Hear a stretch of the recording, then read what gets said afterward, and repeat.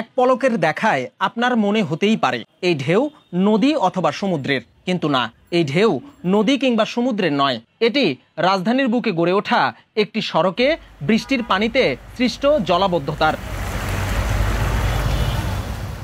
শুক্রবার ৩০ মে নগরীর নিউ মার্কেটে দেখা মিলেছে এই চিত্রের।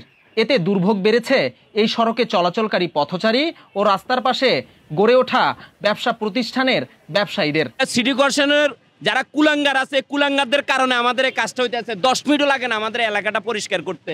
এখান থেকে পানির পাইপ দিয়ে যদি ঢাকা কলেজের যে গেটের এখানে দিয়ে দেয় 10টা মিনিট লাগে। এই কুলাঙ্গাররা পয়সার জন্য কাজ করে না। তো বৃষ্টি হইলেই আমাদের সমস্যা।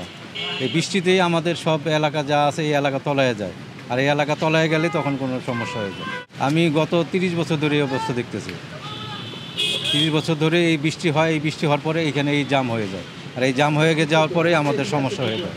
মেয়র একবার আসে, আরেকবার আসে, এই আইসেই চলে যায়, কিন্তু আমাদের কোনো কাজ হয় না। এখানে যে পরিমাণ পানি, বিপুল পরিমাণ পানির কারণে আমাদের নৌকা নিয়ে আসা উচিত ছিল। নৌকা নিয়ে আসলে ভালো হইতো। নৌকা নিয়ে আসলে আমরা আসলে নদীপথে ভ্রমণের যে ফিলিংসটা ওইটা পেতাম, কিন্তু এখানে পুরো অস্বস্তিকর অবস্থা। নগর বহির্ভূত বিষয়গুলো নিয়ে যে প্রতিবাদ হচ্ছে, কিন্তু নগর অন্তর্ভুক্ত বিষয়গুলো নিয়ে কোনো প্রতিবাদ হচ্ছে না, কেউ কিছু বলছে না এবং নির্মাণ কাজ চলছে না। এখানে ড্রেনেজ সিস্টেমের কারণে পানিগুলো জমা হয়ে আছে, কিন্তু ড্রেনেজ সিস্টেমটা ভালো থাকলে পানিগুলো বের হয়ে যেত। এখানে আর এত পানি জমা হতো না, আমাদের যাতায়াত অসুবিধা হতো না। নিউ মার্কেটের এমন চিত্র শুধু এই বছরেরই নয়, প্রতি বছরই বর্ষা মৌসুম এলেই দেখা মেলে এমন জলাবদ্ধতার। ব্যবসায়ী আর পথচারীদের অভিযোগ, প্রায় এক যুগেরও বেশি সময় ধরে এই সমস্যা সৃষ্টি হলেও সমাধানের উদ্যোগ নেই সংশ্লিষ্টদের। দেখতেছি যে 5 বছর ধরেই এই অবস্থা মার্কেটের। পানি একটু হইলেই পুরা মার্কেট মানে একদম তলায় যায় এবং রিক্সা ভোগান্তি সেটা তো আছেই, বলার তো বাহিরে, এটা তো বলা যাবে। একটু পানি দেখলে রিক্সাওয়ালারা 100 টাকা চাবে, যেখানে 30 টাকা 40 টাকা রিক্সা ভাড়া।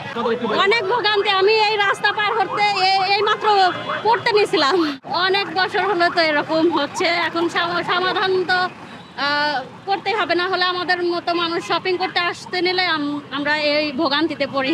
অনেক এই মার্কেট আপনি মনে করেন 1 ঘন্টা বৃষ্টি হইলেই ডুবে যায়।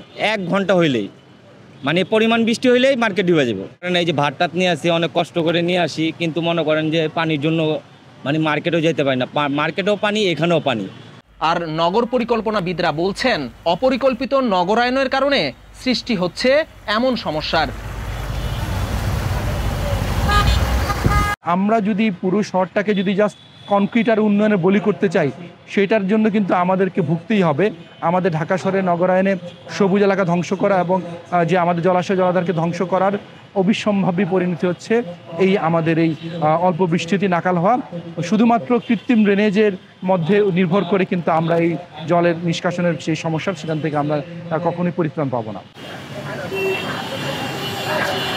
প্রায় এক যুগেরও বেশি সময় ধরে এমন সমস্যার সম্মুখীন হয়ে আসছেন নিউ মার্কেট এলাকাবাসী।